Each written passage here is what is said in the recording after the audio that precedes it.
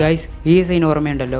Cinema ചരിത്രത്തിലെ ഏറ്റവും വലിയ ഷോക്കിംഗ് ക്ലൈമാക്സ്. സ്വന്തം ഭൂമിയിലാണ് താൻ ഇത്രയും കാലം അലഞ്ഞു തിരിഞ്ഞതെന്ന് ടൈലർ തിരിച്ചറിഞ്ഞ ആ നിമിഷം എല്ലാവരും വിചാരിച്ചത് ആ സിനിമ അവിടെ അവസാനിച്ചു എന്നാണ്. ടൈലർ ആ കടൽ തീരത്ത് നിസ്സഹായനായി നിൽക്കുന്ന ആ ഒരു നിമിഷം. ബട്ട് വെയിറ്റ്, നിങ്ങൾക്കറിയാമോ യഥാർത്ഥ കഥ തുടങ്ങുന്നത് ആ കടൽ തീരത്തിന് അപ്പുറത്ത് നിന്നാണ്. കുരങ്ങുകൾ ഭരിക്കുന്ന ഈ ലോകത്ത് അവർ പോലും ഭയന്ന് മാറി നിൽക്കുന്ന ഒരു സ്ഥലമുണ്ട്, ദ ഫോർബിഡൻ സോൺ. എന്തിനാണ് അവിടുത്തെ നേതാക്കൾ ആ പ്രദേശത്തെ സീൽ ചെയ്തു വെച്ചിരിക്കുന്നത്?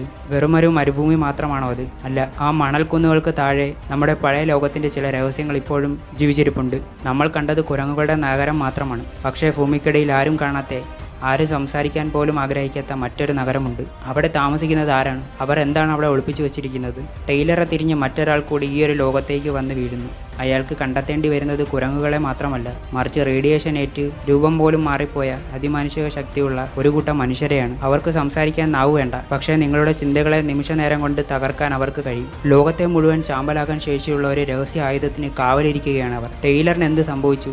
ആ രഹസ്യ നഗരത്തിന്റെ ഉടമകൾ ആരാണ്? കുരങ്ങുകൾ യുദ്ധത്തിനിറങ്ങുമ്പോൾ ഈ ലോകത്തിന്റെ ഗതി എന്താകും? ഈ ഇതിഹാസ കഥയുടെ 2ാം അധ്യായം, beneath the planet of the apes. അപ്പോൾ നമ്മൾ അടുത്ത വീഡിയോ മുതൽ നമ്മൾ beneath the planet of the ഏപ്സിന്റെ എക്സ്പ്ലനേഷൻ ആണ് നോക്കാൻ പോകുന്നത്. ഇതിനു മുന്നേ നമ്മൾ 1968 വന്നിട്ടുള്ള ഇതിന്റെ ആദ്യ പാർട്ടായിട്ടുള്ള പ്ലാനറ്റ് ഓഫ് ദി ഏപ്സ് നമ്മൾ എക്സ്പ്ലനേഷൻ ചെയ്ത് മുഴുവൻ ഇട്ടിട്ടുണ്ട്. അപ്പോൾ അത് കണ്ടിട്ടില്ലാത്തവർ മൊത്തം കണ്ടതിന് ശേഷം വേണം നമ്മൾ അടുത്ത വീഡിയോ തൊട്ട് ഇടാൻ പോകുന്ന beneath the planet of the ഏപ്സ് കണ്ട് തുടങ്ങാൻ വേണ്ടിയിട്ട്. അപ്പോൾ എന്തായാലും നമുക്ക് അടുത്ത വീഡിയോ കാണുന്നിടം വരെ എല്ലാവർക്കും ബൈ ഗൈസ്.